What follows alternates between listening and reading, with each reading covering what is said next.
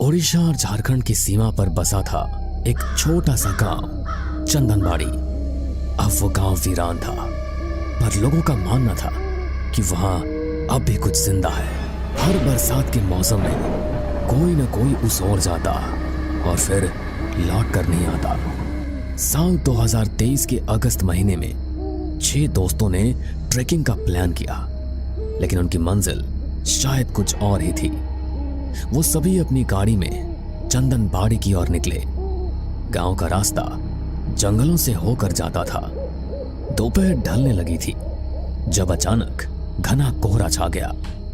GPS फिर से गड़बड़ा गया यार, ये जगह तो नक्शे में है ही नहीं। पर ये गांव तो सामने ही दिख रहा है। देखो वो मंदिर और कुछ पुराने घर। सब कुछ कितना शांत है यहाँ और अजीब सी खामोशी है। वे गांव के बीचों बीच पहुंचे। एक टूटा हुआ कुआं, एक सूखा बरगद और आसपास उजड़े घर।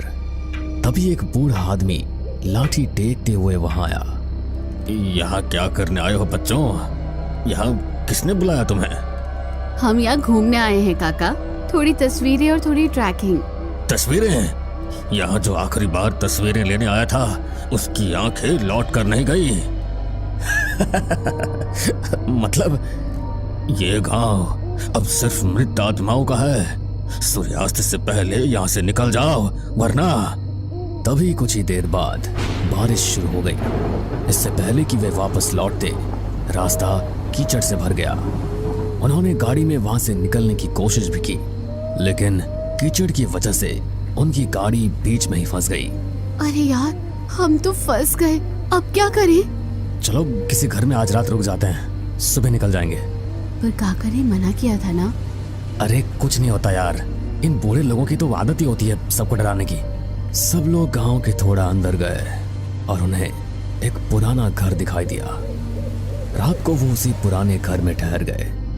हर दीवार पर अजीब चिन्ह बने थे, जैसे किसी ने खून से कुछ लिखा हो। ये कैसा अजीब सा घर है? ऐसा लग रहा है कि दीवार पर किसी ने अपने खून से ये सब निशान बनाए हैं। ओ कम ऑन यार टीना, पहले के घरों में लोग रंगों से घर में अलग अलग चिन्ह बनाते थे। हो सकता है कि गिरवा से ये सब बनाया हो। ज्यादा सोचो मत, अब सो जाओ। वैसे भी हमें सुबह निकलना है। कोई मेरे बालों को खींच रहा था। एक औरत थी, बिना चेहरे वाली, बस एक बड़ा सा मुंह। शांत हो जाओ मीनू, ये बस सपना था। देखो तो हमारे अलावा कोई भी नहीं है यहाँ पर। उन्होंने मीनू को शांत किया और फिर से सब सो गए। लेकिन अगली सुबह मीनू गायब थी। बस खून से लथपथ उसका स्कार्फ घर के आंगन के बरगद के पेड़ के नीचे पड़ा था। तभी अचानक रघुनंदन काका वहां पर आए। देखो अब कोई रास्ता नहीं बचा, गांव ने एक और आत्मा ले लिया है। तुमने मेरी चेतावनी नहीं मानी। अगर तुम लोगों ने मेरी बात मान ली होती तो उस लड़की की जान नहीं जाती। कहीं ये सब कुछ आपने तो नहीं किया है?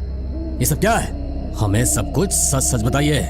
मैंने तुम लोगों को पहले ही चेतावनी दी दी थी कि यहाँ से चले जाओ। ये गांव एक प्राचीन श्राप से जकड़ा हुआ है।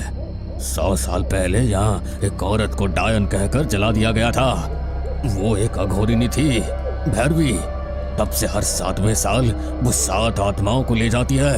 इसीलिए मैं तुम्हें यहाँ से जाने को कह रहा था। ये सूरज क्यों नहीं दिख रहा? दिन है या रात, कुछ समझ क्यों नहीं आ रहा? शायद यह गांव हमें गुमराह करने की कोशिश कर रहा है। कुछ भी करके हमें मीनू को ढूंढना होगा। चलो उसे ढूंढते हैं। उसे कुछ हो गया तो मैं उसे लेकर वापस नहीं जा सकी तो मम्मी को क्या जवाब दूंगी? सभी बरगद के पेड़ की ओर गए। वहां के पीछे की ओर से एक पगडंडी निकलती थी जो गांव के पीछे एक खंडहर नुमा हवेली की ओर जाती थी। वो सभी उस रास्ते की ओर बढ़ने लगे। तभी रघुनंदन काका ने उन्हें टोकते हुए कहा, उस हवेली की ओर मत जाना, वहीं से सब कुछ शुरू हुआ था। वहीं उस औरत का ठिकाना है। कौन सी औरत? किसका ठिकाना है वो? और क्यों ना जाए हम लोग वहां पर? अघोरिनी का। अगर अपनी सलामती चाहते हो तो अभी भी रुक जाओ। देखिए हमें मीनू चाहिए। अगर उस अघोरिनी ने हमारी मीनू को कुछ भी किया तो मैं उसे छोड़ूंगा नहीं। कुछ देर बाद वो हवेली तक पहुंच गए। ये सब इंसान थे, असली इंसान। ये मोमिफाइड बॉडीज हैं, जैसे किसी ने इन्हें जिंदा सुखाया हो। तभी अंदर से मीनू की आवाज आई। दीदी मुझे बचा लो, ये मुझे मार डालेगी दीदी, प्लीज मुझे बचा लो। मीनू की आवाज सुनकर वे सभी एक कमरे की ओर दौड़े, लेकिन वहां उन्होंने जो देखा उसने सबके रोंगटे खड़े कर दिए। कमरे के बीच में मीनू हवा में झूल रही थी, आंखें सफेद और उसके चारों ओर लाल सिंदूरी गोले बने हुए थे। मीनू! एक गूंजती हुई आवाज। मीनू अब मेरी है, एक लिया 6 बाकी।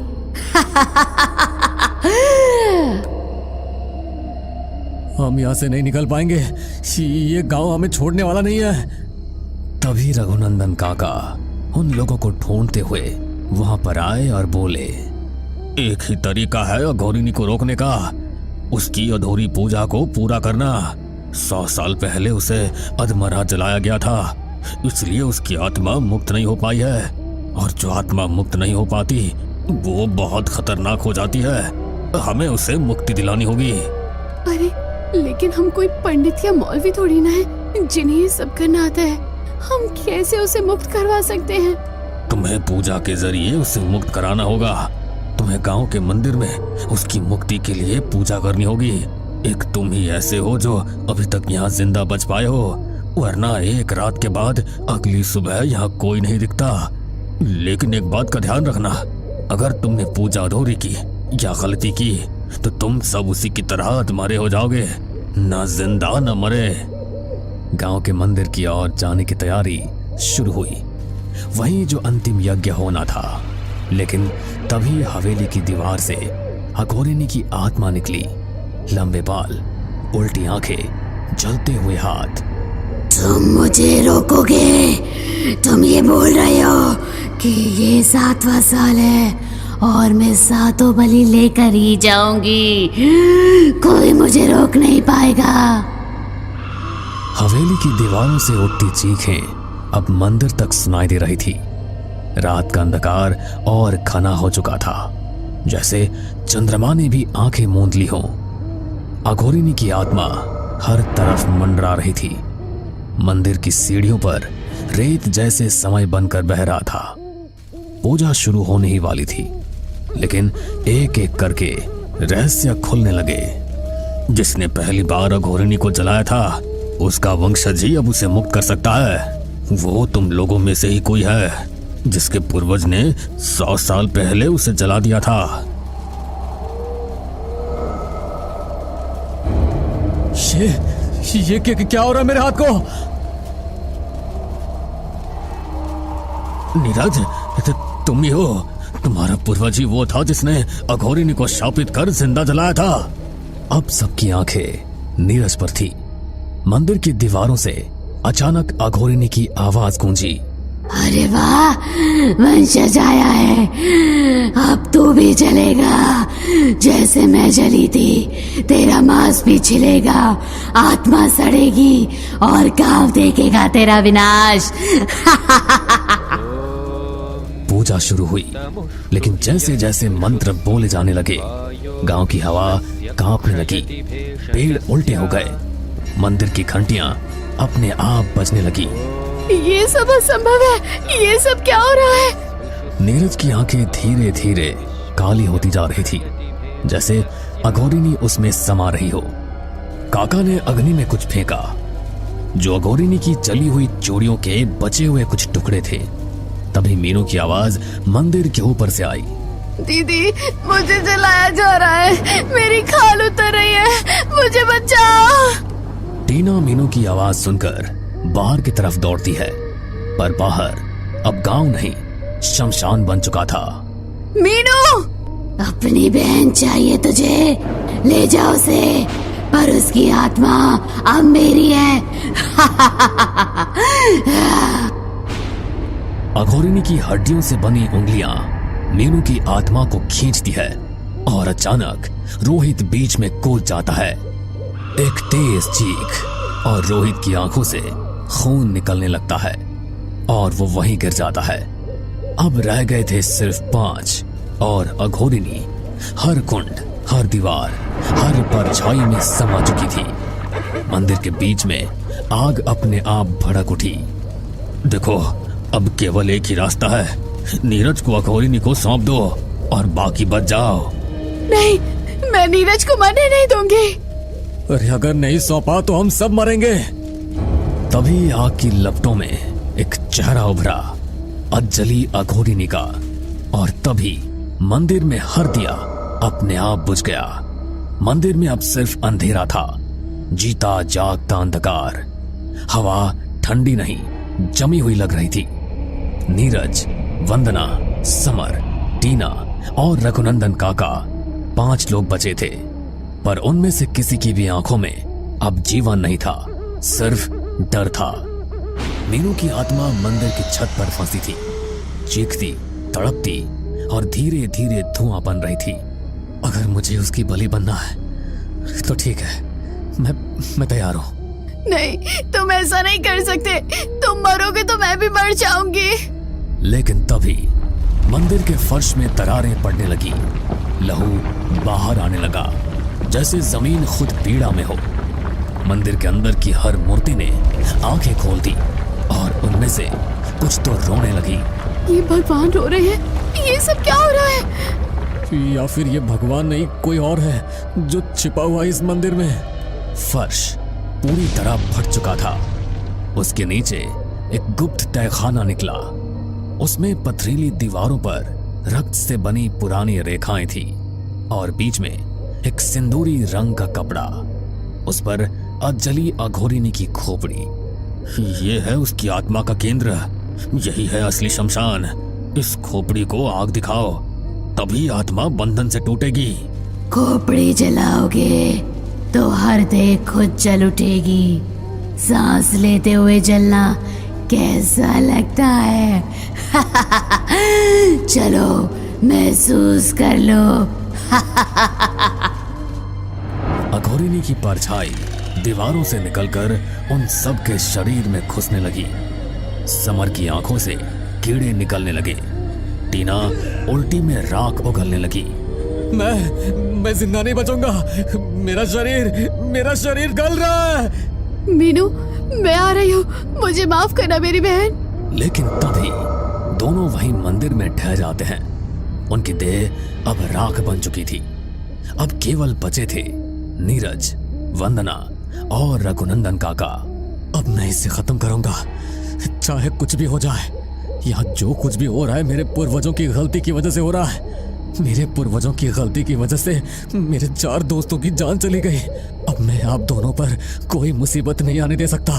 नीरज को कुछ और समझ नहीं आता, इसलिए वो ढही हुई जमीन के बीच से अघोरिनी की खोपड़ी उठाकर आग में डाल देता है। जैसे ही खोपड़ी अग्नि को छूती है, पूरा गांव चीख उठता है।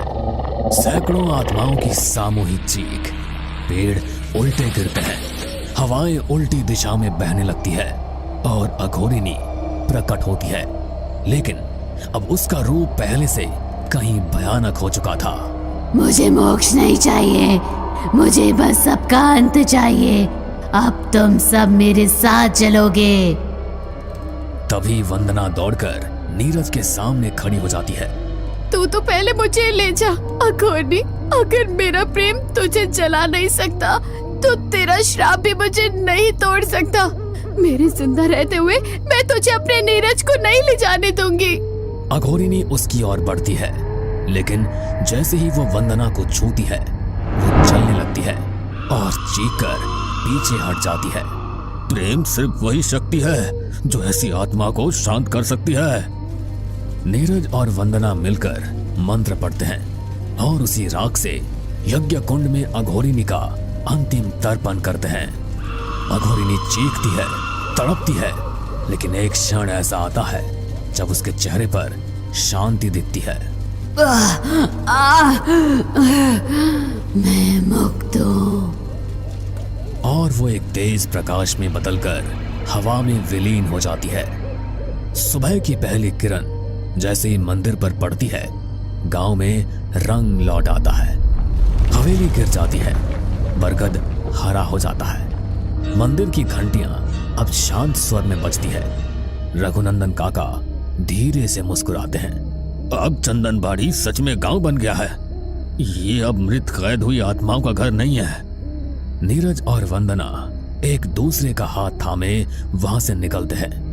पीछे एक हवा चलती है, जैसे कोई कह रहा हो, धन्यवाद।